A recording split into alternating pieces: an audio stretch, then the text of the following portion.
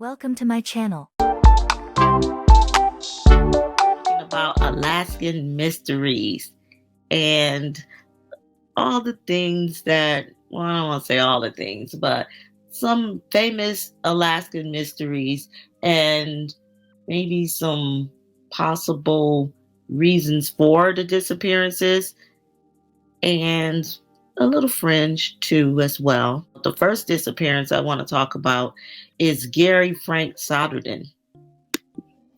Now, Gary was from upstate New York, and he took a trip to Alaska in 1976. It was a hunting trip that he decided to go alone on, and that was the last time that Gary was seen. Well, last year in 2023, a skull was found in the Alaskan wilderness where Gary was close by, and testing found out that it was actually Gary Frank Sonderden. Now his family has an idea that, well, kind of, it's not that they have an idea of what happened to him, but they know that Gary did meet his demise there in the Alaskan wilderness, because the family just assumed that something had happened to him, but they didn't know for sure. So it was a possibility that, but they knew that maybe more than likely Gary was deceased because he never contacted them, and that would have been unlike Gary to not contact them. So with this, no one knows for certain what exactly happened to him, and they don't know for certain where the skull was found. They don't know for certain. More than likely, it was dragged from another area, so you don't know exactly where Gary died. We just know that it was in the same area of the wilderness where Gary was last seen. With this case, this is definitely still a mystery. The family does have some closure because they're able to, I believe his remains were cremated, but they're able to put him to rest. Later on in the video, we'll definitely talk about, well, maybe a theory on what happened to Gary. The next disappearance I want to talk about is Bart Schleyer. Now, Bart was a famous outdoorsman, woodsman, hunter, and the article says playboy. I don't feel comfortable calling the man a playboy. I didn't know him, so I thought that was kind of, I don't know, in my opinion, I felt like it was wrong to say, but I don't know. Maybe they have some information that I don't know, but I didn't really find anything about that in the article or any other articles, so I don't know exactly where that came from. But anyway, Bart disappeared September 14th of 2004, and his remains were found October 3rd of 2004. They're in Reed Lakes, which is located in the Yukon Territory in Canada. Now, Bart, he decided to take a trip to the Yukon Territory there, and he went along, and he was dropped off by a plane, and the plane was supposed to come back 2 weeks later and pick him up. When Bart was dropped off, he was dropped off with 3 plastic bins, well, crates that had enough food for at least 2 weeks, clothing, and camp gear, as well as a tent and an inflatable boat. When the plane came back 2 weeks later, Bart was nowhere to be found. This led to a massive search by the Royal Canadian Mounted Police there in Canada. And some remains on October 3rd was found. It was said that it looked like a bear had killed Bart. But they said that Bart was an expert in bear behavior and an highly experienced hunter. So some people are skeptical on whether a bear really did kill Bart. Now, Bart, he was a trained scientist, and he worked for the Grizzly Bear Recovery Project in Yellowstone National Park in the 80s before moving north to Alaska So this is where he gets a lot of where he got his bear training from. So they said he was one of the world's most foremost experts at capturing, radio collaring, and tracking tigers, and spent months in Russia working to save endangered Siberian tigers. So yeah, he had a lot of history behind him. It said that Bart had a girlfriend, so I don't know why my mind keep going back to why they would call this man a playboy. And he was reported missing when they came back to get him and saw that he was gone. So according to the Royal Canadian Mounted Police, Bart had lunch or supper in his camp and said that there were remains of a meal that was found. And they figured that Bart had probably used his boat and paddled it down the lake from the camp. And the boat was found about a half a mile from the camp, but still no signs of Bart. There was another theory that maybe Bart had hiked out to the highway, but then if he did, no one knows if that was the case. Then what happened to him? Why no one heard from him or no remains are found? A friend of Bart's was upset with the efforts that the Royal Canadian Mounted Police did, and he decided to go and do some searching for his friend on his own because Bart's friend said he didn't buy the story that Bart had hiked out when he left such key equipment behind. And on the second day of the search that the Royal Canadian Mounted Police did, they found his bow near his inflatable boat. So no one knows for sure if he was trying to use the bow to maybe protect himself. No one knows. It's really weird. Really weird. They found some bear tracks and wolf tracks, but yeah, it's not certain where exactly those tracks were found. And it's also said that a baseball cap was spotted near his camouflage pants, a camera, and parts of a skull that had just a few small bones. And all of this was 60 meters from the boat and the spruce tree. Well, from the spruce tree and where the bow was found. So it says that teeth in the skull that was found um, led to Bart being identified. And it says that there wasn't much more of the body that was found. Very similar to Gary Frank Sonderden, where the skull was found, but no body. Really weird. Really, really weird.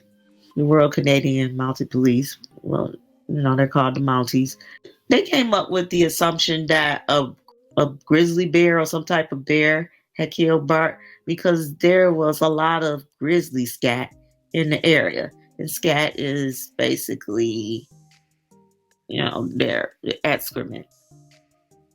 So they thought that maybe he was killed and eaten by a bear. But it was said that even though there was bear scat samples, there are some bone fragments, but no fabric. And it should have been maybe some fabric in the bear scat if a bear, whatever bear, you know, left this scat, wouldn't it have been some type of fabric if they had eaten Bart alive? There's another case that the article talks about. I guess it's an infamous case there in Canada about a man named Timothy Treadwell, whose death was captured in a documentary by Werner Herzog in 2006 called Grizzly Man. And in that case, there were human remains that were found in a bear's stomach. Contents showed that the bear had killed Treadwell and his girlfriend, and that there was also large amounts of their clothing in this bear's stomach. But in Bart's situation, his clothes was never found. again, there was no bear that was found that they could check the stomach contacts, but even if a bear had did it and they left a scat, it should have been in the scat, and that wasn't the case either. Also, there was no sign of a death struggle, and no vegetation or ground had been disturbed. And the Mounties, as well as other outdoors people, know that if a bear is the culprit, then it should have been some type of a struggle, some type of disturbed area where you would see that someone was fighting for their life. And it was none of that. That kind of leads to question on what really happened to Bart. And that's what makes this story definitely a mystery. So again, like I said, later on in the video, I'll talk about maybe a theory on what happened to Bart. Next, I want to talk about the disappearance of Kevin O'Keefe, who disappeared October 8th of 1985 in Wolf Bay Glacier Bay National Park there in Alaska. In September of 1985, 36-year-old Kevin O'Keefe went alone to the isolated Glacier Bay National Park in Alaska to go on a camping trip. And so 2 days later, he took a plane to Muir Inlet north of Wolf Point to establish a base camp during his trip. So on October 8th of 1985, park ranger spotted Kevin's tent near the high tide line, as well as various bits of debris. And so after investigation was done, it was found that the occupant of the tent was on a day hike. That's at least what the ranger thought, that maybe Kevin had went on a day hike. And so they secured the tent, left the belongings that they found in place, and decided they would return the next day to check on the occupant. The rangers went back to the campsite, but again, there was no sign of life, and the tent looked like it had not been slept in overnight. So the rangers left and informed Alaska State Troopers for additional assistance to search the vicinity of the camp location. After discovering that Kevin O'Keefe was the owner of the campsite and was due to return to the park on October 10th, officials contacted relatives, and they confirmed that he would be making short day hikes and would not be making overnight trips. So rangers found supplies at several locations around the site, including food, a sleeping bag, and backpack, indicating that Kevin had not left the campsite for a day walk. A pair of boots, a glove liner, and a hat was also discovered several hundred yards from the campsite in a gully out of sight from the camp. It's from a channel called Locations Unknown. They provide a detailed disappearance timeline in regards to Kevin O'Keefe. He landed kind of up in this region, and set up base camp. They said it was north of Wolf Point, but there's not a lot here, so it was kind of in this area, or like maybe right on the water, even, or possibly. It didn't say exactly where. Yeah. And since these are so rugged, like you can't see trails or like, hey, here's the trailhead. There are no trails. Really. It just is. It is wilderness. Yeah, cool. So now we fast forward to October 8th. This is 2 days before Kevin said he was planning to leave. A couple of park rangers were in a boat patrolling some of the waterways around Wolf Point, which is the area he was camping. So the rangers decided to check in on Kevin and see how he was doing. When they came upon where Kevin's camp was, they immediately knew something was wrong. His tent was not in the area it was supposed to be. In national parks, they usually have that designated square of like soil or gravel. Yep. It's like usually like a box, and they say, put your stuff here. And they do that so you don't trample any of the park areas, and you keep it all, this is going to be the one area where nothing's going to grow. It's for people. So his tent was actually down a few meters on the beach that butted up against his campsite. Some of his gear was placed outside the tent. It wasn't strewn about, and I think that's important to note. Yeah. And we do have the reports from the Rangers, so I'm going to read from these reports, and I'll throw them up on the screen too. You won't be able to see them real well here, but you'll kind of get an idea of what was going on. And we'll share these on the website as well. So on 10/8/85, and this is the results of their investigation, at approximately 1600 hours, that's 4 o'clock in the afternoon, while on patrol, David Neneth and myself visited a campsite believed to be that of Kevin O'Keefe of Sacramento, California. The campsite was located in an interdidal alcove on Wolf Point in the east arm of Glacier Bay. And that's where I zoomed in on. I don't know exactly what that means, so I zoomed in on that area, but it gives you an idea of where they're talking about on Wolf Point.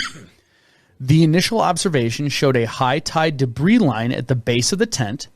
We called out, but received no answer.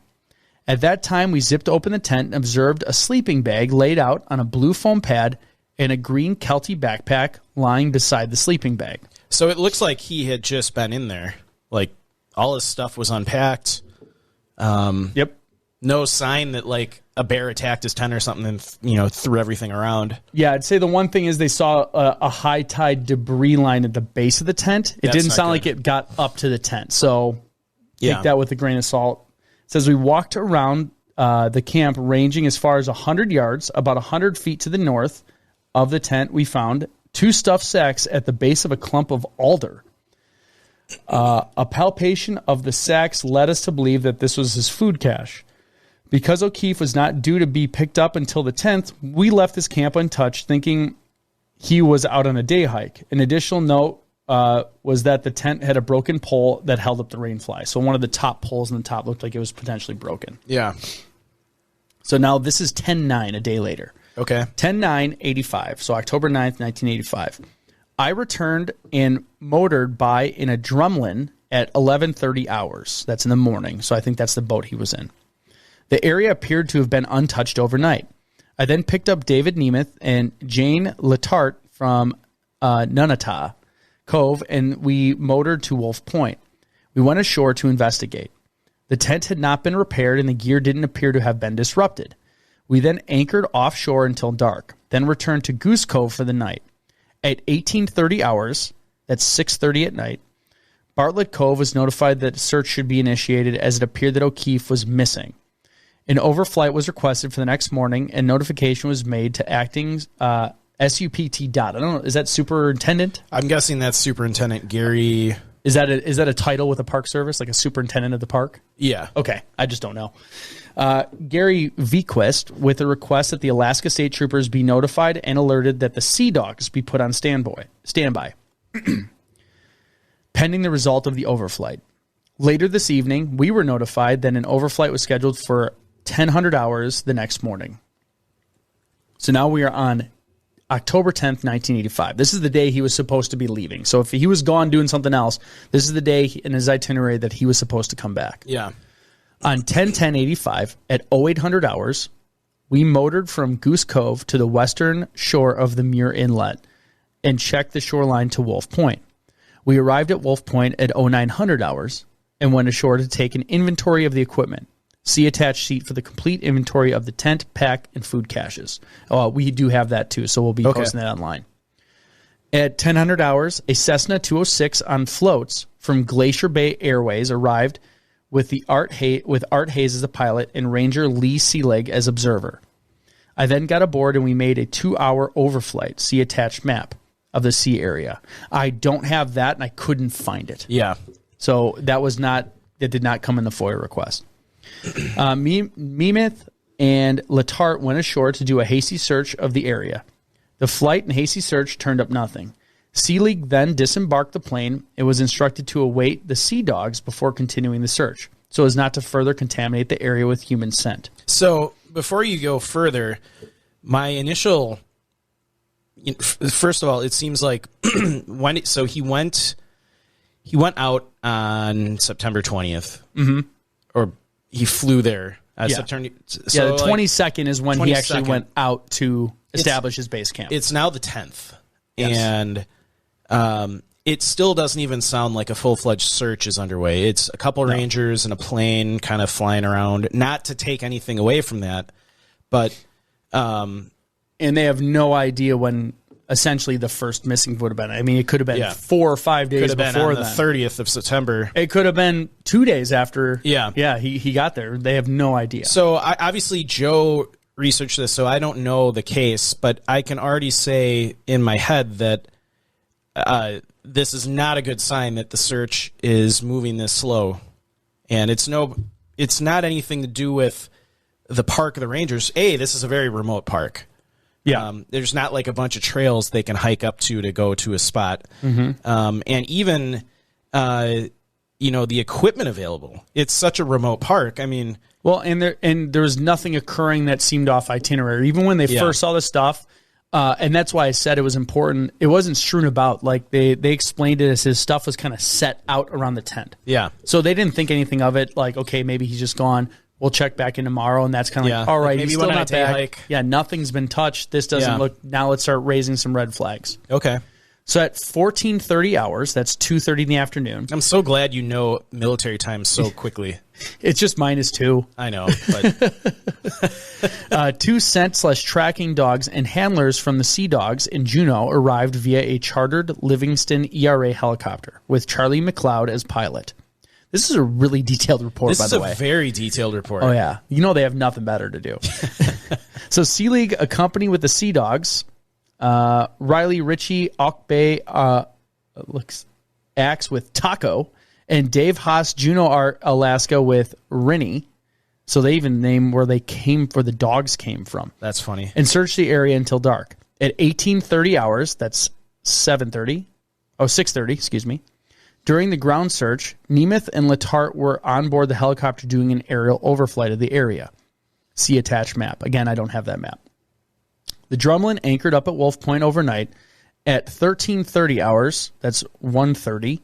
And 16:30 hours, I made a radio announcement requesting information from any vessel who may have seen O'Keefe at any time during the period he was camped at Wolf Point. There was no response at this time. Now, just to cut into, people listening might be like, why are you just reading this report? They were doing this or directly after. So you're getting... I'm guessing they're taking notes while they're searching. Exactly. Yeah. I mean, they're probably taking notes. This is the words of the people who did the actual search and how they saw the scene. So this is, they didn't have video back then, or they did, but they're not going to have, handheld video cameras doing this stuff. So this is the best visual you could represent of what was happening real time while this guy was missing. Yeah. Search and rescue dogs or Sea Dogs were flown in with their handlers in Juneau to help with the search. We did talk about this. This is the results of the investigation. So Richard O'Ginn, the Alaska NPS regional office, and Sergeant Robert Lone, which is a state trooper, were kept updated on the search progress on a daily basis. Information from people he had contacted at Bartlett Cove and his relatives was used to determine his plans and any type of equipment. His sister and his mother were first notified by telephone on October 10th of 85 at 13:16 hours. That's 1:16 in the afternoon. To the frequent contacts in subsequent days. Mr. O'Keefe had made several other camping trips in recent years, but never for such a long period of time. He planned to take a short day hike from his tent site. His mother was concerned because of her son's bad knee. During the search on 10/12/85, a pair of hiking boots and hat believed belonging to O'Keefe was found about a half a mile northeast of the tent site. So he had a bad knee. Yeah. They found hiking boots and a hat, which they're in the middle of nowhere. Yeah. So it's probably his. Yeah, there's not like tons of people were out there. There's a good chance in this search and rescue operation that whatever they find is related to O'Keefe, just because, A, the park is so massive. It's so hard to get to these spots. It is 1985. There was less tourism to the parks at that time. Yeah. It was just difficult to get there at that time. Yeah. So this goes back, that made a statement about 2 days from there, but we're now on the 11th of October. Okay. They expanded the search and included another dog handler and his search dog. Also, the helicopters flew an aerial search pattern of the search areas again. The high probability search area was searched thoroughly, and a request for anyone with information was placed over VHF radio. So the land search continued on October 13th of 85 with 3 remaining employees, Lee Seelig and Dave Nemeth, and Jerry Case, until late morning when they began a search along the shoreline from the MV Drumlin, that's the boat they were on. They returned to Bartlett Cove at approximately 2000 hours. So that's 8 p.m. Gary Vequist, Jerry Case, and Randolph Hensley flew the search site on 10/14 of 85 to conduct a shoreline and aerial search of the area. After the flight, the search was officially discontinued. However, during winter aircraft and vessel patrols, and I think it gets cut off on that one. Yeah, I didn't have the follow-up. Let's see.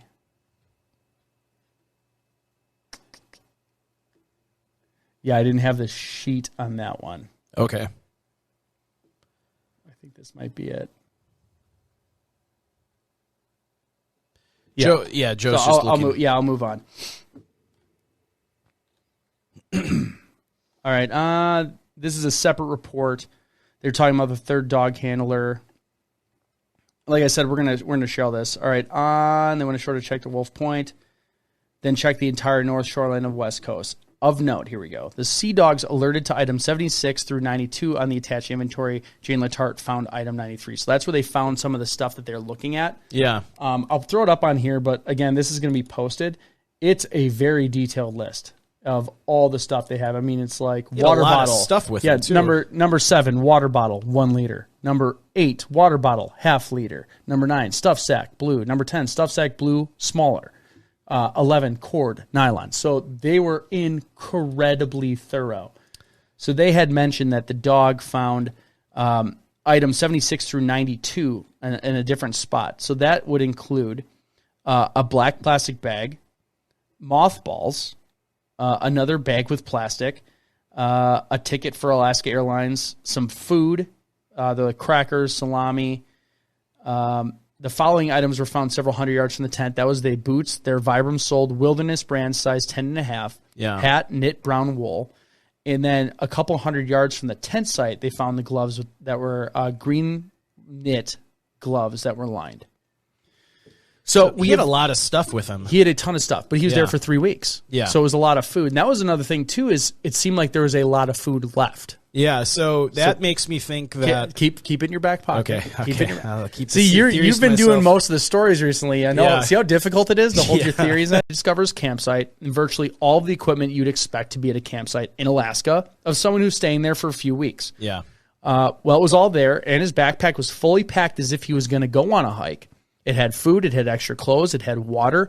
It was all packed right up against a tree, all of his sleeping equipment and his cooking equipment. And oddly, there were lots of food that Kevin still had left in the campsite. That was out in the open, and no animals had touched it. Interesting. As they began searching the outer areas of the campsite, dogs were able to locate Kevin's boots and gloves, as we said. There was early speculation that Kevin was attacked by bears or some other predator, but the park ranger, who knew the area extremely well and had seen other bear attacks, said, I don't think this is a bear attack because there's no sign of a death struggle anywhere at the camp. And if you get attacked by a big predator, you're going to fight for your life to save yourself. Mm-hmm. You're going to grab onto things. You're going to flail around. And this is his words. It's fairly obvious. And there's none of that. There's also no blood or remains or any indication that someone was hurt in this space. I mean, this is really interesting in regards to the stories that I covered because they're all disappearances. They're all cases where bodies were not found. And 2 of the cases, skulls were found. So we don't know exactly what happened to these people. This is where the fringe comes in. In those reports, a couple of those reports, it was thought that maybe they died of, the people that we talked about died of a bear attack. Gary Frank Sonderden, as well as Bart Schleyer. It was thought that maybe they died from bear attacks.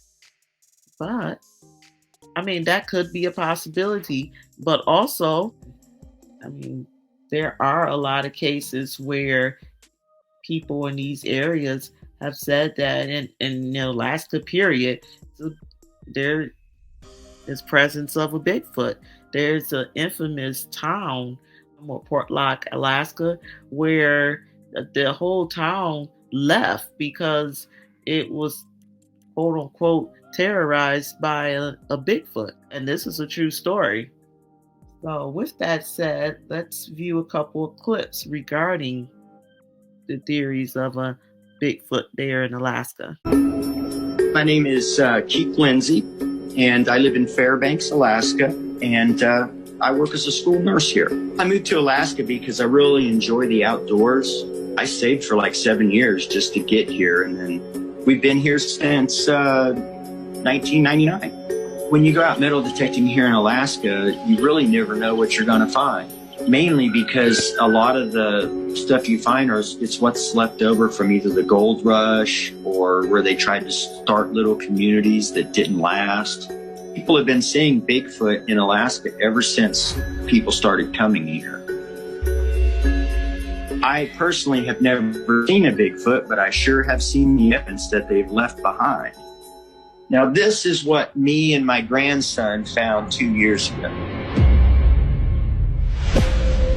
Last fall, I was out metal detecting on the outskirts of the west side of Fairbanks in the foothills.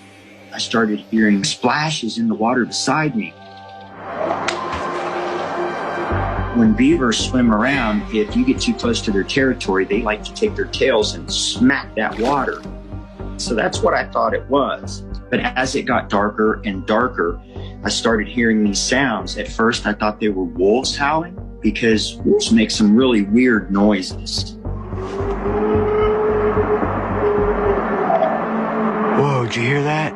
But then the sounds just kept getting weirder and closer to me. Oh, jeez. I've heard bears growl, and you can tell how powerful it is, and this sounded like that. It sounded really powerful. My favorite place to go is in the woods. So I like listening to animal calls and identifying what they are. Here in Alaska, the moose make crazy sounds, but this didn't sound anything like that. You know, they always say that you smell something bad when a Bigfoot is around. Now, I did smell something. I've never smelled anything like that before. The closest thing I can describe it to is swampy. Oh, jeez. Now, when I heard that last scream, it sounded close, it sounded powerful, it hurt my ears. And to me, that was a warning just to get out there. So I started walking through those dark woods, and I'm thinking, are they coming to get me? Now, when I first put this video out, a lot of people were like, oh, he faked it. I can tell by the way that sounds. But that's what I tried to explain to people. It was so high pitched that, and the closest thing I can describe it to is like a alarm that's really loud. I've had a lot of people comment that they see things moving in the dark shadows. You know, I have a hard time seeing it, but a lot of people say they've seen that too. Fort Lock is evil. There's a lot of strange stuff happening down there. It was a pretty large community. It was a booming town. It had a school and a post office. It probably would have been a city, you know, if it would have kept thriving. But then people started to disappear. Over a span of 2 years, over 30 people were found dead or missing. The elders evacuated the town.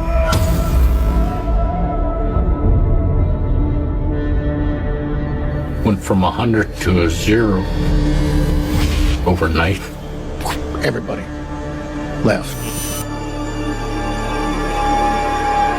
My mom, and she lived there as a child, said the last person out of there. He took a glass of his holy water, he drank it, got on a boat, said that's enough, I'm going.